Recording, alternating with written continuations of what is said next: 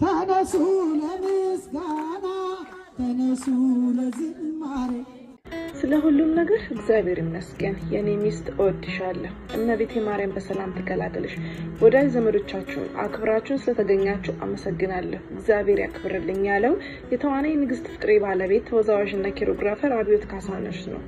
ሰላም ቤተሰቦች እንዴት ከረማችሁልኝ? ሳምንቱስ እንዴት አለፈ? የዛሬው ርዕሰ ጉዳያችን ባለፈው ሳምንት ባጋሩት ቪዲዮ ላይ ነፍሰ ጡር መሆኗን አውቀን ነበረ። አርቲስት ተዋናይት ንግስት ፍቅሬ ናት። በአሁኑ ጊዜ ደግሞ ወዳጅ ዘመዶቿ ተሰብስበው ሰርፕራይዝ አድርገዋታል።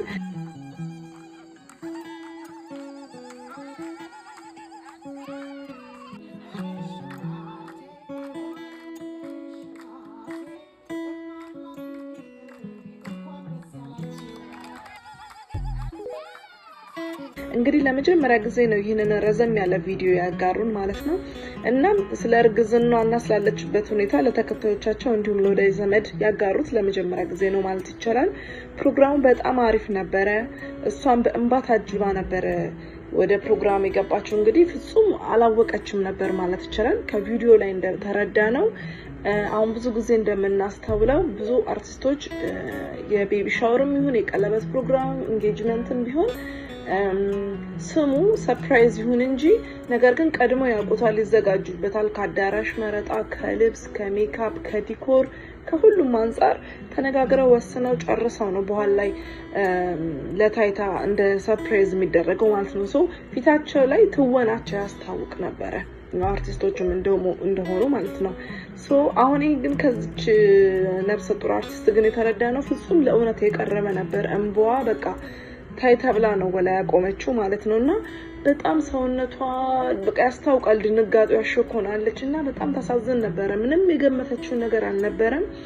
ከመጣችበት መኪና ላይ እሱ እጇን ይዟት ወደ ፕሮግራሙ ወደ ጋርደን ላይ ነበር ፕሮግራማችን ተዘጋጀውና ወደዛ ሊወስዳት ሲል በቃ በጣም በእንባ ታጅባ ነበርና አንዳንድ ጊዜ ደስታ ያስለቅሳል ነው ለመናገር። ሳቅም ሆነ እንባ ስሜቶቻችንን የምንገልጽበት ነውና አንዳንዶቻችን ተገላቢጦሽ ሆነብናል። ደስታችንን በእንባ ነው የምንገልጸውና አንዳንዶቻችን ደግሞ ካቅም በላይ ስትረስ ውስጥ ስንገባ ጭንቀት ውስጥ ስንገባ ደግሞ ከት ብለን የምንስቅበት ታይም አለና የአርቲስት ንግስት ፍቅሬ የሚያጋጥማት ይሄንን ነው። በጣም እያለቀሰች ነበረ እና እዚህ ፕሮግራም ላይ ታጅባ ስትገባ እውነት ለመናገር እመቤቴ እንኳንም በልጅ ትጎብኝ ይችላልው በሰላም ትፍታሽ እላለሁ። በጣም ደስ የሚል ነገር ነው። እዚህ ቪዲዮ ላይ ያየነው ረዘም ላለ ጊዜ ከሚዲያም ጠፍተው ነበር። እውነት ቢያንስ አሁን የ8 ወር የሆነች ይመስለኛል። ሰውነቷም እንደሚያስተዋውቀው ትንሽ ከባብዶታልና ረዘም ላለ ጊዜ ከሚዲያ ላይ ጠፉት ያው ብዙም ላለመታየት ይመስለኛል። ብዙዎቻችን አሁን ባለንበት ጊዜ ገና ከፕሬግናንስ መሆናቸውን ካረጋገጡበት ጊዜ ጀምሮ ነበር ለሶሻል ሚዲያ ቅርብ የሚሆኑት ብዙ አርቲስቶች ማለት ነው። ነገር ግን እነዚህ በዚህ ተቃራኒ ናቸውና ያለፉበትንም ፈተና በማስታወስ ይመስለኛል ከትንሽ ከሚዲያ ርቀው ነበር። አሁን ግን በቤቢ ሻወር ፕሮግራም እንደገና ተመልሰዋል ማለት ነው። ብዙ ጣውረድና ከርቀት ፍቅር በኋላ ነው አብሮ ለመኖር የበቁት ማለት ነው። እንደሚታወቀው እሱ ኑሮ በአሜሪካ እሷ ደግሞ በኢትዮጵያ ነበር የሚኖሩትና በአሁን ሰዓት ግን ፈጣሪ በልጅ ሊባርካቸው ነው። በውጭው ዓለም ቤቢ ሻወር ፕሮግራም የተለመደ ሲሆን አሁን ላይ ደግሞ የኛ ሀበሻ ዘንድም በጣም እየተለመደ መጥቷል ማለት ነው። ዘመዶቻቸው የሙያ አጋሮቻቸው ባሉበት ነው ይህ ፕሮግራም የተደረገው። እኚህ ሁለት ባለትዳሮች ካጋሩት ቪዲዮ ላይ ተዋናይት ንግስት መውለጇ እንደደረሰ አውቀናል። ሰውነቷ የሚያስታውቃል፣ ትንሽ ከባብዶታል። በሌላ በኩል ደግሞ የልጃቸው ጾታ ያወቀን ይመስለኛል። የቤቢ ሻወር ፕሮግራም ነው። ልብ ብላችሁ ቪዲዮ ላይ ካያችሁት በፒንክ ቀለማት ያሸበረቁ ኬኮች፣ ዲኮሮች ነበር ያየነው። ይህ ማለት የሴት ልጅ እናትና አባት ሊሆኑ ነው። እንደሚታወቀው ኮሪዮግራፈር እና ተወዛዋዥ አብዮት ካሳነሽ ከዚህ ቀደም ባለው የፍቅር ህይወቱ አንድ የሴት ልጅ አባት ነው። ይቺ ልጅም ከብዙ ጊዜ ፕሮሰስ በኋላ ወደ አሜሪካ አብራው ሄዳ ወስዷታል ማለት ነው።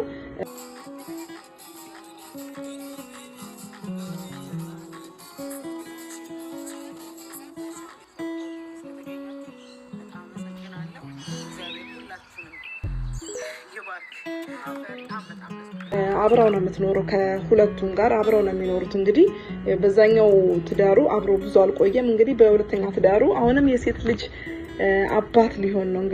ታውቀው ሰርጋቸውም ቀለበታቸውም በስደት ነው ከመጋባታቸው እንዲሁም ቀለበት ከማሰራቸው በፊትም እሱ ወደ ኢትዮጵያ መምጣት ስለማይችል በፖለቲካ ምክንያት ዱባይ እንዲሁም ደግሞ የተለያዩ የአውሮፓ ሀገራት ላይ የተገናኙ ነበር ብዙ ጊዜያቸውን የሚያሳልፉት ማለት ነው። ነገር ግን ፈጣሪ ፈቅዶ እሷን ፕሮሰሷን ጨርሳ የአሜሪካ ፕሮሰሷን ጨርሳ ቪዛውን አግኝታ ኑሯን አሜሪካ አድርጋለች።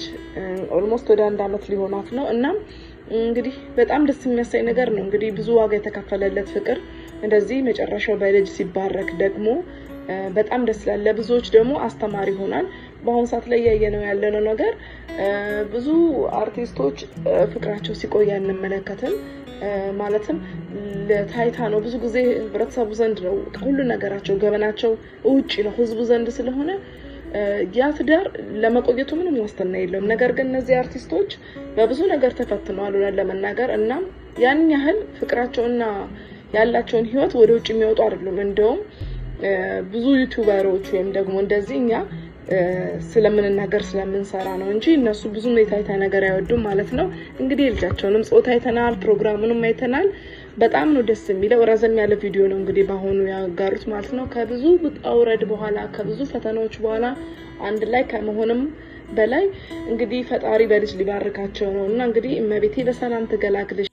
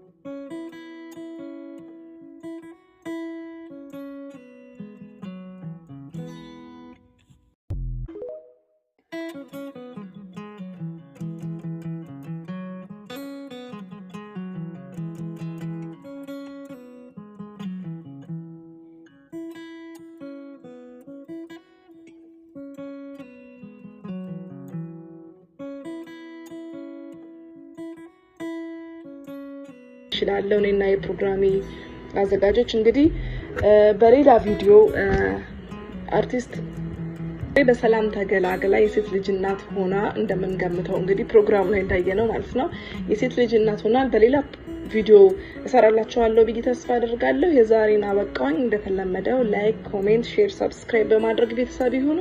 አመሰግናለሁ። ቻው።